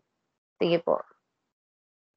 Tinanggal niya yung kamay niya. Okay, let's go with Miss Hannah Jane sa TED. Ano po, Sensei? Okay. Okay, sige po, Miss Gemma. Messi wa ichiji kara guji made to kaite arimasu. Okay, there you go. May nakasulat na mula alauna hanggang alas 5 sa tindahan. Okay, that's correct po. Okay, so yung pattern natin na ito ay galing pa ng N5. Okay, ito ay noong lesson 4 pa ng N5 po. Yung kara at made. So, mula yung kara hanggang yung made naman natin po. So, hindi siya nakukuha exactly ng paatras dahil in partnership ito sa arrangement na tinutukoy ng kara at made. Siyempre, doon mo sisimulan sa kara kasi ito yung start eh. Mula dito sa nasabing oras at yung made natin, yung ending o yung dulo ng duration ng time. So, we have your time po with Goji right here. So, isang grupo or isang phrase sila ng word na nag-i-indicate ng duration or haba ng time. Tulad ng pagsasabi natin ng mula Lunes hanggang Biyernes. Mula umaga hanggang gabi. Yung ganito po, minasan ba, na nagsasabi tayo po ng duration o haba ng time. Mula Lunes hanggang Biyernes. Mula umaga hanggang gabi. Mula January hanggang December. Mula 2022 hanggang 2024. So, may simula at may dulo yung time duration of course. At yun yung ginagamitan natin ng kara at made. So, para siyang review ng pattern natin from N5. Again, you can find it in your application kung nag-download kayo or kung meron kayo nung Minano Nihongo 1. Okay, nandun ito sa inyong lesson 4. Mahahanap po. Nasa lesson 4 nyo yan. Dalawa sila doon. Place at time. Kasi pwede din ito sa lugar eh. For example, mula Pilipinas hanggang Japan. Mula Luzon hanggang Mindanao. Mula Manila hanggang Baguio. Pwede natin gamitin yung kara at made din sa lugar. At yun nga, part yun ng inyong lesson sa N5, lesson 4. So, kung gusto mag-review, balikan lang ito doon. Okay. So, na-translate na ito ni na-translate na ito ni Miss Gemma. Pakinggan natin siya ulit. Okay, one more time po, Miss Gemma. Miss Gemma. Messi wa ichiji kara guji made to kaite arimasu. Sa Tagalog po, may nakasulat na mula alauna hanggang alas 5 sa tindahan. Okay. So, sa intindi nyo, ma'am, anong ibig sabihin ng alauna at alas 5 na yon? Anong gustong sabihin ng nakita nyong nakasulat na mula alauna hanggang alas 5? Anong magiging intindi? Ano po, 1 to 5 lang po yung, hanggang 1 to 5 lang po yung open ng tindahan po. Tumpak. Eksakto. Okay, that's correct po, Miss Gemma. So, okay, according po sa sinabi ni Miss Gemma ngayon, tama po yan. Nakita ng speaker, or in this case, ni Miss Gemma, na yung nakasulat ay 1 to 5. Hindi sinabing AM, PM, no? Basta ang sabi lang, from 1 o'clock hanggang 5 o'clock. So, syempre, yung intindi nga po, okay, yung magiging gets natin from the words or from the signage na nakita natin doon, na 1 o'clock, okay, from 1 o'clock to 5 o'clock. Mula alauna hanggang 5:00. So, yung intindi nga po natin kapag nakikita natin ng mga iyan sa mga tindahan, yung intindi po ay open yung tindahan ng mga ganoong oras. So, tulad ng sabi ni Miss Gemma, no? Okay, bukas yung tindahan. Alauna hanggang 5:00 lang. Okay? So, hindi na siya kailangan i-explicit pa minasan na open yung ibig sabihin niyan. Okay? So, there is 1 o'clock to 5 o'clock written on the shop English version. And yung translation kanina ni Miss Gemma. May nakasulat na 1 o'clock hanggang 5 o'clock sa tindahan. Nulat ko na lang ng ganyan po para sa ating formation. Okay? Pero we could always say, may nakasulat na alauna hanggang 5:00 sa tindahan. Na yung intindi nga natin ay bukas ang tindahan na ito, in operation yung tindahan na ito, alauna hanggang 5:00. Okay? So again po, kaite arimas, fix na yan. Hindi na natin pwedeng baguhin pa yung formation po na ito ng inyong verb te form, kaite, at yung arimas na partner niya. Okay? Then you have your words, kung ano man yung nakasulat po na word doon sa surface. So yung surface natin, ito yung photo ng example number 1. Diyan nakasulat yung JLPT. Then dito po sa Tegami, nakasulat. At tinatanong pala natin kung anong nakasulat doon sa liham, yung doon sa Tegami. And then we have yung information ng open hours o yung business hours na nasabing tindahan. Alauna hanggang 5:00 lang daw eh. Okay? At sa tindahan ito mismo nakasulat. Okay, malay ba natin kung may idinikit lang sa mismong tindahan or nakaprint sa mismong glass ng tindahan. May mga ganyang establishment, of course, minasan, na kung saan nandun mismo, no, nakalaminate sa glass door or sa glass na bintana ng tindahan o ng opisina yung business hours nila. So, maaaring ganyan yung naging situation dito sa nasabing tindahan. Nandoon sa salamin, nandoon sa glass window, nakalagay yung business hours nila na alauna lang hanggang 5:00. At yun yung nakita po ng speaker ng sentence. In this case, yung speaker natin si Miss Jima. Okay? So, there you go po for your format, minasan. Again, kung ano man yung words, okay, dugtungan lang to ng to kaite arimas para masabi natin na may nakasulat or there is something written or ang tawag na dito is nani-nani kasi nabubulol ako dun. So, there is something written on the surface of something. So, there is something written on the envelope. There is something written on the store. There is something written written on the box. There is something written on the bulletin board. Okay, so something lang yung bilog-bilog dyan. Okay? Nani-nani, ito sa Japanese kasi, yung bilog-bilog. Nani-nani, hindi ko ma-pronounce ng maayos. Okay? So, yan na yung words na tinutukoy natin dito. Okay, thank you so much po sa lahat ng participants. Meron tayong 3 example po. May isang tanong na format na pwede nyong gamitin para po sa parehong punto. Kung gusto nyong malaman kung ano yung nakasulat. Sa liham, sa box, sa memo, sa bulletin, sa blackboard. Okay. Now, you can screenshot this one po para meron kayong copy. Okay, meron 3 example, no? Okay, for each pattern. Okay, and lahat po na nakapag-participate, syempre, no, nababasa nila yung kanilang sentence. Okay, so I hope you're done with the screenshot. Going next. Okay, so meron tayong panibagong formation. Okay, same ng start. We have your words, to, yomimas. Yomimas naman o reading yung meron natin dyan. Together with Tagalog na nababasa. So may dalawa tayong cutting or ellipsis sa version ng English, pero makikita nyo yan kung bakit naging ganito sa side ng example natin po. Then, Tagalog natin, yung yumimas na yung man nandyan eh. So, yung nababasa natin ito na part. So, nababasa. Ang alin? Yung mga salitang nandoon mismo. So, we have your example right here. So, I'm going to do this one. Okay, since medyo vague yung translation mismo ng book na pinagbasehan natin dito.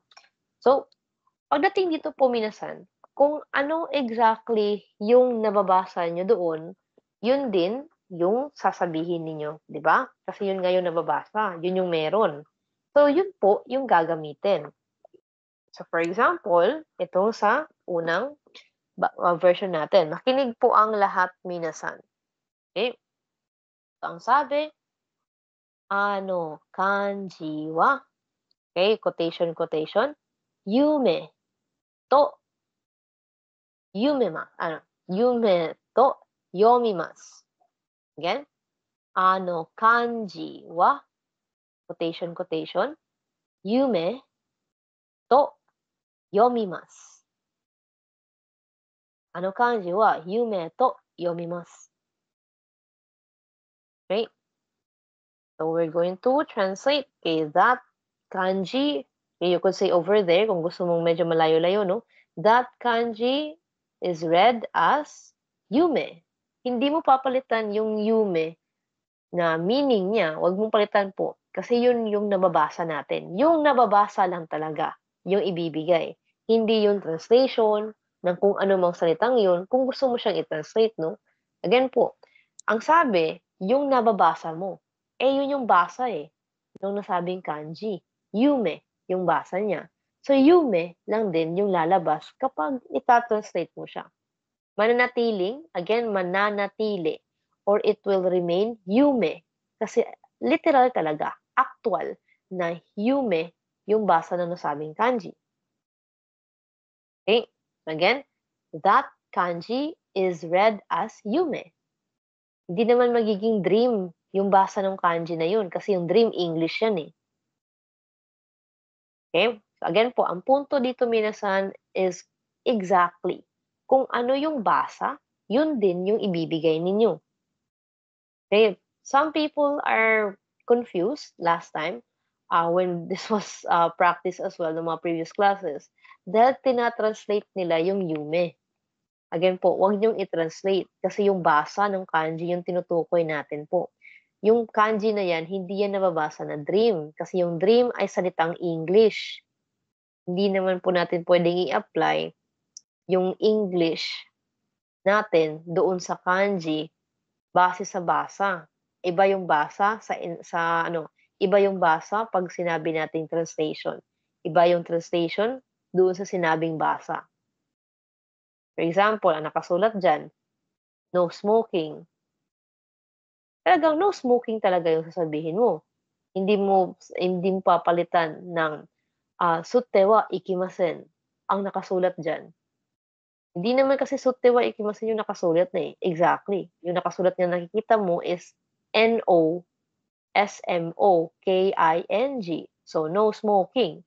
Yung no smoking na yan ay hindi magiging sutte wa ikimasen. Or kin-en. Kin-en, isa pang meaning ng sinabi kong yun. Hindi mo naman sasabihin, kin-en ang nakasulat sa signage. Pero yung nakikita ng kasama mo, NOSMOKING. So, paano naging kin-en yun? Paano yung nakasulat na no smoking ay naging kin-en para sa basa mo? Paano yung naging no smoking na signage ay naging sutte wa ikimasen sa basa mo? Hindi naman yung nandoon eh. Dahil nga yung nakasulat, NOSMOKING. So exactly po, wag i-translate, no? Kung ano yung nakasulat, yun talaga yun. Wag palitan. Okay? So that's why yung yume pa rin. Kasi yun yung actual na basa nung nasabing kanji. So yun yung ibig natin sabihin dito, minasan. Okay, Tagalog version natin, we got nababasa na yume ang kanji na yun. Ang awkward naman, kung sasabihin mo, nababasa, na dream ang kanji na yun. Eh, hindi nga dream yung basa eh. Yume nga. Okay, English word, ang dream. Translation, oo. Pero yung basa, hindi. Kasi yume nga yung basa po. Hopefully, malinaw po ito no, na pinagkaiba ng inyong pattern. Okay, wag i-translate. Kung ano yung basa, yun talaga po. Okay, nababasa na quotation, quotation. Yume, ang kanji na yun. Okay? Hopefully, we're clear with this one po, minasan. Right, now, let's apply it on your next pattern po. Or your next sentence, kumbaga. Okay, kung ano yung nabasa, yun po yung sasabihin natin dyan po, minasan. Eh, ito sa kanji naman ito na-apply eh. Okay, sa kanji naman ito na-apply. Kaya nga ako na lang yung gumawa nito para malinaw yung case natin dyan. Okay. Now, let's try. Okay, onegaishimasu. Second example natin po, Miss Hannah Jane Satera. Hello, Sensei. Okay, hello po. Yes po, we're good with the audio. Try lang na po, Sensei. Okay lang. Sige lang. Pwede Shibuni, sorry. Sige. Shibuni, ishawa, muna ko na tato yumimashita. Ang English translation po is, I read in the newspaper that the doctor has passed away or already passed away. Okay lang yan. Okay lang yan. Wala naman tayong problema kung English grammar. Nagigets ko yung ibig mong sabihin. Okay? Alright. How about your Tagalog? Nabasa ko sa newspaper na namatay na ang doktor. Okay? Yung that po, isama natin yun. Okay? Kung meron tayong iyon dito, ano ito siya? Ano pa rin yun eh. Ano. So, dagdag mo yung Tagalog. Kumpletuhin lang natin. Sige po. Nabasa ko sa newspaper na ang doktor na yan ay namatay. Na iyon. Na iyon. Ay Okay. namatay.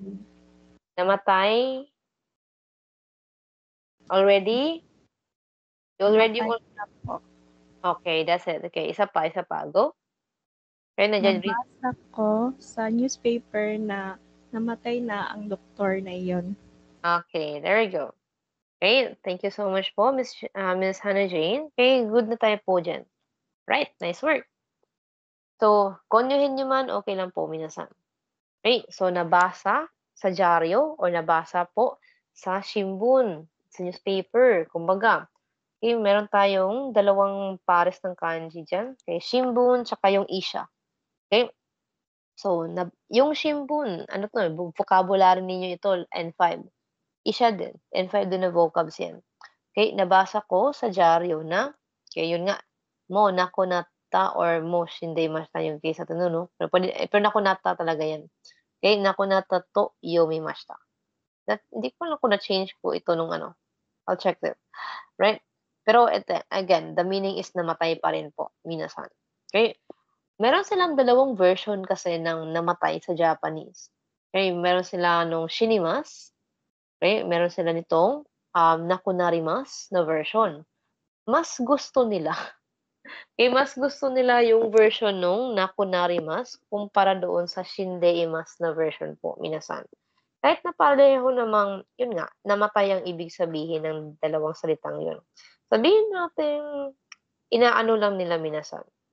Binibigyan lang nila ng mas, how do I say it, mas gentle na paraan ng pagsasabi yung word na namatay. Kung tayo, meron tayong word na namatay, sa kanila, yung namatay, yun yung shinimas. Tapos, meron tayong word na, yan nga, sumakabilang buhay, na tumutugma naman po doon sa version ng nakunarimas sa Japanese. Ganon din sa English, of course. Meron tayong die or died, okay, sa side ng English, at meron tayong shinimas nga sa Japanese. Pero meron tayong mas gentle pakinggan na passed away sa version ng English pa rin. And ito nga yung equivalent ng nakunarimas, kumbaga. Yun yung ibig natin sabihin, no, na may dalawang klase ng pagkamatay, kumbaga. May dalawang klase ng word na ginagamit po para sa salitang to die or to pass away. At may kanya-kanyang version tayo sa bawat language. So, yung ating nakunarimas, okay, sa Tagalog ay sumakabilang buhay. Sa English naman, yung nakunarimas, yun yung passed away nga po. Okay? Meanwhile, pag sinabing namatay, as in literal na namatay, ito yung parang direct to the point na shinimas ng Japanese. And ito naman yung die ng side ng English. Okay? Tinanong ko one time, yung isang teacher dito nung nakasama namin, anong pinagkaiba ng dalawa? Yun yung explanation niya, no? Actually, wala daw pinagkaiba talaga yung meaning. Wala naman daw pinagkaiba talaga yung meaning po. Pero, yun nga lang. They want to sound more gentle when they say the word nakunarimas. Totoo lang. Okay? They want to express that word to the person na kausap mo in a gentler way. As you know, may very polite ang Japanese. So, pinapalitan nila. The same way na parang pinapalitan din natin yung word na namatay with the word sumakabilang buhay. But anyway, it means the same thing. Right? Gentle lang talaga pakinggan yung nakunarimas compared doon sa shinda na nilagay natin po. Okay? So, that's the point natin dito, no? Okay? Hindi natin binago yung sa slides ninyo po, yung sa black na slides, para ma-explain ito siya together with nakunarimas or nakunatta dito sa ating pattern. Okay? So, yung words natin dyan, depende kung ano talaga yung nabasa mo doon. So, pwede itong naka-plain form, pwede itong naka-mass form mismo. Kasi kung naka-mass form yung nababasa mo doon, then yun talaga yung lalabas. Okay? So, again po, yung ginamit natin sa inyong black slides ay yung shinda. Okay? And this is to explain it together with nakunarimas na nandiyan. Para meron kayong dalawang version ng pagsasabi ng salitang ito. And again, itong version with nakunarimas or yung nakunatta na nakikita nyo dyan, yun yung mas gusto nila. Kahit na pareho ng meaning po. Kasi nga mas gentle daw itong pakinggan kumpara doon sa shinda na nagamit natin. Siguro magsishinda lang kayo kung galit kayo doon sa tao eh. Pero wag naman. Okay. So yun po, minasan. Again, you got your nakunarimas. Okay, we got plain ta form. Nakunatta. Para doon sa passed away at sumakabilang buhay na version natin sa Tagalog. Yung shinda, okay, ay medyo crude or sabihin nating prangka, masyado na pagkakasabi ng word na version natin sa namatay ng Tagalog at die ng English. Meron tayong shinda sa Japanese. Okay. So at least meron na kayong dalawang copy, no? At ito yung magkaibang punto ng dalawang version ng pagsasabi ng parehong meaning. Okay. Any questions po ba, minasan? Clarification? Since meron tayong dalawang version, no, we need to confirm with this one. Any questions po ba? Malinaw po ba yung pinagkaiba ng dalawang punto?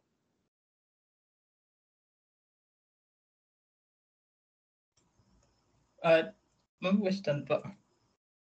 Okay, sige po, sir.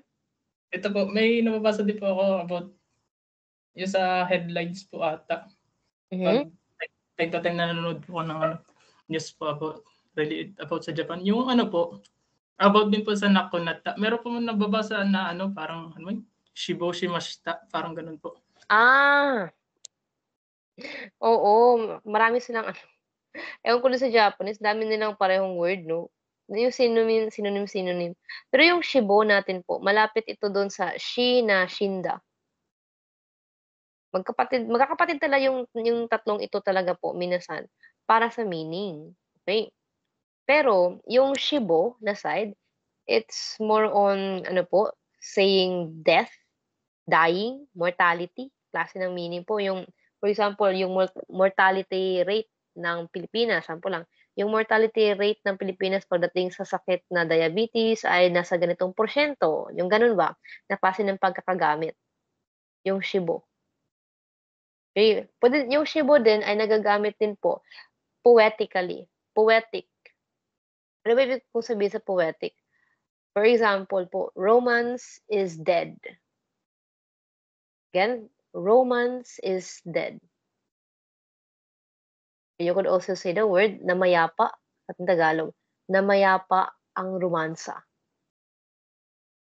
For example, ikaw at ang isa po lang, hindi na lang yung word na ikaw yung gagamitin ko. Okay. For example, yung husband and wife. Matagal nang hindi may something-something, matagal nang hindi nag-e-explore, matagal nang hindi nagse-celebrate, sabihin nating napaka boring na ng relationship nila. So, pwede mo sabihin yung nga, namatay yung romance. Okay, namayapa yung romansa in between the two individual. So, wala na masyadong ganap pagdating sa, pagdating sa aspetong yan. So, hindi na nagdi-date, hindi na nagsusurprise si mister, hindi na rin gumagawa ng kung ano mang ikakatuwa ni Mr. si Mrs. Yung talagang parang walang niha-niho. So, the romance is dead between the couple. So, yung dead na gagamitin natin doon ay itong dead na shibo. Shibo shimashita. Aijo wa mo shibo shimashita. The romance is already dead. Poetic meaning naman na namayapa ang romansa. Patay na ang romansa between the two persons. So, something like that. So, kung meron tayong namayapa na Tagalog version, okay, meron din tayo nitong shibo sa side ng Japanese. Meron din silang version din ito, kumbaga. And you could use it not in the same way na ginamit natin yung word na sumakabilang buhay at ginamit yung word na namatay. Kumbaga, may sabihin natin artistic with the sense po natin, no, ng paggamit ng shibo. Somehow. Okay, minasan. So again, kung meron tayong word na namayapa, meron tayong word na sumakabilang buhay, at meron tayong word na namatay, ganun din. Na iba't ibang version din ng Japanese. Okay, shinimas, namatay. Nakunarimas, sumakabilang buhay. Shibo shimas, ito, namayapa. Something similar to the thought po. Ganun, sir. Okay? Are we good, Sir Dehan? Okay po, clear po. Okay po. Right. Pero kung hindi man kayo poetic, minasan, hindi man kayo artistic, ganyan, pwede pa rin naman yung shibo eh. Okay pa naman yung shibo natin. Sabihin na natin, synonym lang sila ng isa't isa. Okay, so example, nagulat ang lahat ng malamang namayapa na ang kanilang pinakamamahal na lolo. Example lang, gulat ang lahat ng malaman nilang namayapa na ang kanilang mahal na lolo. So, departed din, another word for English, no, departed. Everybody was shocked when they knew that their grandfather has already departed. So, Tagalog nga natin, no, gulat ang lahat ng malaman nilang namayapa na ang kanilang mahal na lolo. Everybody was shocked when they knew that their beloved grandfather has already departed. Version ng English. So, you have that one po, minasan. Okay. Again po, if you look at the word shibo sa inyong, not kanji lookup, if you look at the word shibo sa inyong takoboto po, combination ito ng shi, natin po na shinimas, at yung kanji ng naku, dito sa naku narimas. Combination to ng dalawa. So, talagang death talaga itong isang ito. Okay. So, iba't ibang version yung meron sa English, Tagalog, at magiging sa Japanese. Ewan ko ba't nagtutugma yung mga languages natin, no, para sa salitang yan. And it doesn't sound very good. Okay, medyo siya para sa kanila po sa Japanese, they don't talk about this kanji or this word generally because they think it brings bad luck, bad energy. Ganun. So, that's also the reason why they don't really like the number 4 kasi yung word na she ay similar po sa sa isa pang tawag natin sa number 4. Dalawa yung number 4 natin, 'di ba? Meron tayong for na yon, tapos meron tayong for na she. Hindi na ito masyadong ginagamit dahil po doon, yung she na version. Yung shigatsu, oo. Pero hanggang doon lang. Kasi nga para sa kanila bad luck yung salita eh. Pero that's for the Japanese. Tayo naman, apektado, hindi siya apektado. Tayo naman po at number 13 naman yung para sa atin na malas. Sa kanila number 4. So that's something with the culture. Okay, so that's about it po, minasan. Okay, we're going for the last example para po sa lesson for this evening. And this is it. Okay. Would you like to try, Sir Dehan? Ito. Korewa do yomimasu ka? Ito. Ego how do you read this? Okay. Okay, one more time. Reading ng sentence. No? Nihongo po. Opo po. Reading. Onegaishimasu. Okay. Moう一回お願いします。これはどう読みますか? Okay, translation. So, how do you read? How do you read this? Okay. Ito, Tagalog daw. paano ito basahin? Okay, again, makinig po sana ang lahat. One more time, sir. Yung Tagalog natin ay? Paano ito basahin? Okay, that's correct. Okay, good job, good job. Okay, paano ba basahin ito? Or paano ito basahin? Same thing. Okay, yung Tagalog natin nare-rearrange, no? Posibleng ma-rearrange yung ating mga wording, pero same yung meaning. Paano ba ito basahin? Paano ba basahin ito? Right? So, medyo malaya yung mga sentence pattern natin sa Tagalog kumpara sa Japanese, kumpara sa English, ganun, na fix yung punto. Tagalog natin. At sa ano po minasan, no, sa Tagalog, meron tayong at least, always, dalawang version ng bawat sentence. Palagi yan siya, nang meron tayong dalawang version sa lahat ng sentence pattern na meron sa Japanese. Dalawang version palagi yung meron. Nasa sa atin na lang kung paano natin yan i-explore. Pero kahit isa lang sa dalawang yan, o i-taglish nyo, i-konyo nyo, hindi naman problema po. Okay, so this is the last one for tonight. Kore wa do yomimasu ka? How do you read this? Paano ba basahin ito? Courtesy ng ating last participant. We got Sir Dehan for practice. Okay, so for this one po, okay, yung format natin would be similar for your pattern. Na, okay, yung ating to ay nawala, napalitan siya ng do na pantanong. Kasi yung words nga po, no, yung ating concern dyan. Yun nga yung tinatanong, paano babasahin to? So, yung pwesto niya ay inoccupy ng ating do dito.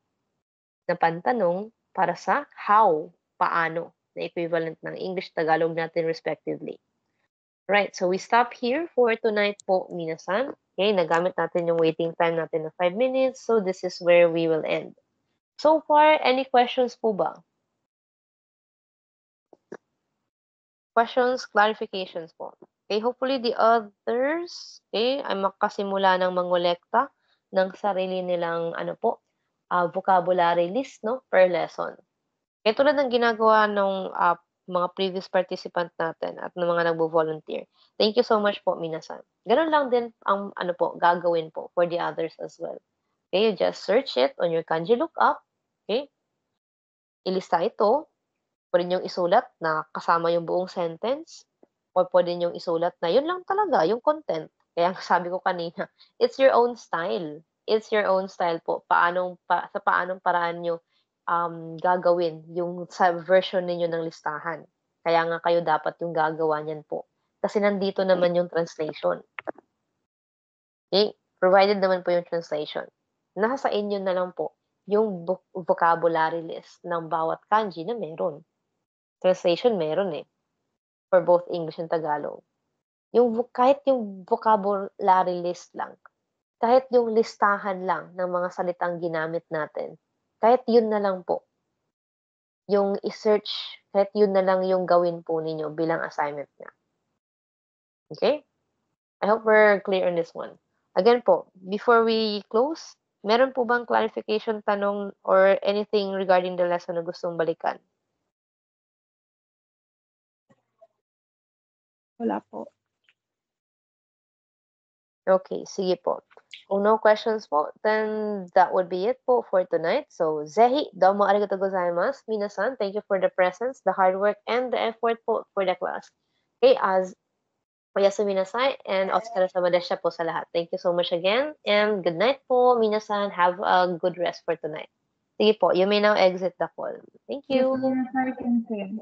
Thank you po. お疲れ様でした。明日もよろしくお願いしよます。すみ先生。お疲れ様でしたpo, minasan. 明日もよろしくお願いします。先生、ありがとうございます。Thank you. Thank you po, guys. Thank you, everyone.